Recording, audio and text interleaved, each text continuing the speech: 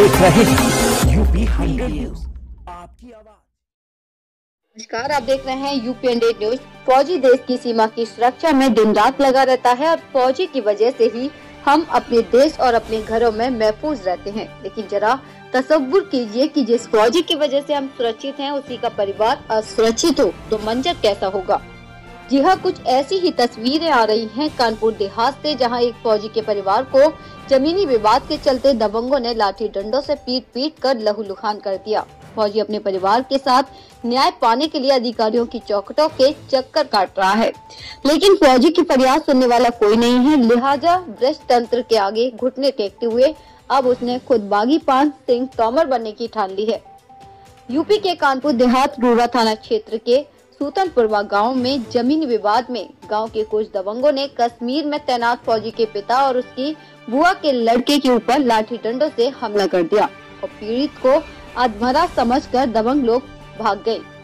वहीं पीड़ित के पिता कानपुर के उर्सला अस्पताल में 15 दिनों से भर्ती हैं। दरअसल पूरा मामला यह है कि पीड़ित खेत से काम करके घर वापस लौट रहे अपने भांजे के साथ वो घर आ रहा था, तो रास्ते में पहले से ही घात लगाए बैठे गुड्डन वाजपेयी और सोनू वाजपेयी अपने साथियों के साथ हमारे और मामा के ऊपर लाठी डंडों से हमला कर दिया और भांजे को मुझको रस्सी से बांधकर पिटाई की और मेरे सर पर हमला कर दिया, जिससे मैं लहूलुहान होकर वहीं जमीन पर बेहोश होकर जमीन पर गिर पड़ा और मुझे मरणासन अवस्था में देखकर मौके से फरार हो गए। 1 हफ्ते से हम लोग थाने के चक्कर लगा रहे हैं, पर कोई सुनवाई नहीं हो रही है और उल्टा पुलिस उन दबंगों से समझौता करने की बात कर रहे हैं।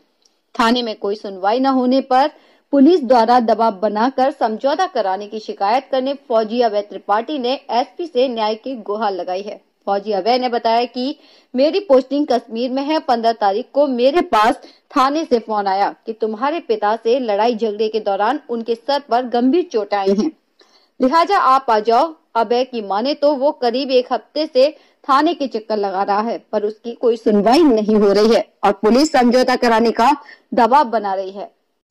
क्या नाम है आपका? प्रदीप। क्या घटना हुई जो आप यहाँ एडमिट है? क्या हुआ? हम खेत जुतावन बाबा खेत दे अखन गए थे, तो ये लोग घात लगाए उनते। हम अपने खेत पर रहते वहीं ये लोग निकले का रास्ता वहीं से रहा है, तो मोटरसाइकिल चला रहे रहा, पहले लाठी में मारी, फिर ये मारी, फिर एक मारे। कौन लोग थे? गुड्डन, सोनू, सुनील कुमार, राम जी, श्याम जी, गोपाल। अच्छा, क्या वजह है, क्या वजह रही जो हमला कर दिया आप पे? वजह है हमारी खेती और हमारी बहन की खेती में जबरदस्ती मतलब कब्जा करना चाहते हैं। हाँ, कब्जा करना। अच्छा, आप पुलिस से शिकायत करी आपने? अरे पुलिस से शिकायत कर रहे हैं हम 2016-15 थे ना बराबर 3-4 साल। पुलिस आज तक उन्हें सुनवाई नहीं की। नहीं, जब आपके साथ मारपीट हुई उसकी शिकायत की, क्या पुलिस ने अभी तक कार्रवाई की है, गिरफ्तारी की है आरोपियों की? हाँ, एनसीआर लिखी है ना, बस एनसीआर कर दी। अच्छा चाचा, आहत नहीं होता कि आपका बेटा जो है सीमा की सुरक्षा, देश की सुरक्षा में लगा हुआ है, उसके बाद आपके साथ पुलिस का बर्ताव ऐसा है, इससे आहत नहीं होते हैं आप? नहीं तो वो देख लो सब, आप सबको तकलीफ नहीं होती कि आपका बच्चा जो है फोर्स में है, सुरक्षा में, देश की सुरक्षा कर रहा है और पुलिस जो है आपकी सुन नहीं रही है? ना, 2016 से पुलिस ऐसे चूतिया बनाए, तो इसी वजह से उनके हौसले बुलंद हैं। हाँ, हौसले बुलंद है। उन्हें हमें ये जानकारी मिली है कि वो लोग पिताजी खेतों पे गए थे, उन्हें पहले जानकारी हो गई थी कि वो लोग खेतों से आ रहे हैं, तो ये पिताजी बाइक चला रहे थे, तो उन्होंने पहला वार गुड्डन वाजपेयी ने किया पिताजी के हाथों पे, तो उनका हाथ फ्रैक्चर हो गया। उसके बाद में पिताजी निहत्थे हो गए, फिर उसको मारा है, उसको खंभे में बांध के मारा है। जो हमारे पिताजी, जब गांव के लोगों ने बोला कि ऐसा मत करो, तो उनसे कहते हैं अगर गांव में किसी ने भी माँ का दूध पिया हो तो आए बचाए आके। अच्छा, किस बात का विवाद है? विवाद ये है कि हमारी जमीन और बुआ जी की जमीन पे वो कब्जा किए हैं। अच्छा, करे हैं, करना चाहते हैं? किए हैं, 4 साल से यही विवाद चला आ रहा है। अच्छा, एक नहीं कई एप्लीकेशन है उधर रखी है, आपको दिखा दिया जाएगा।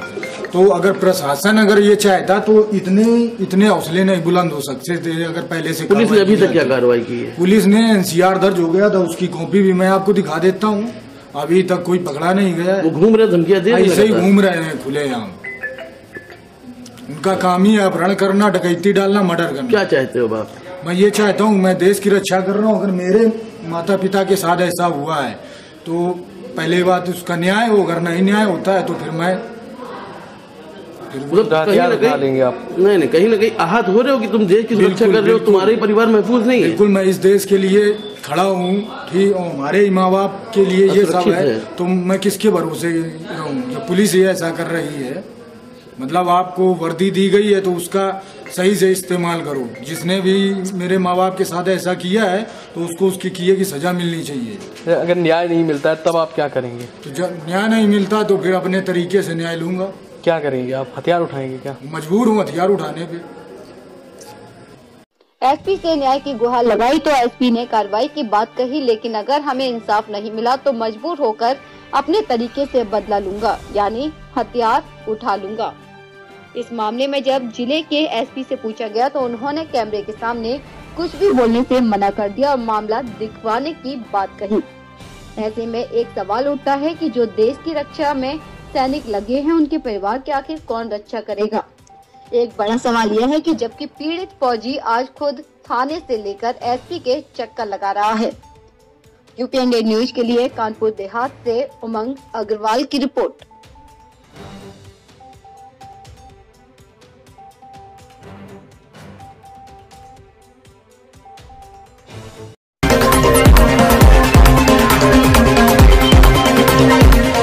आप देख रहे हैं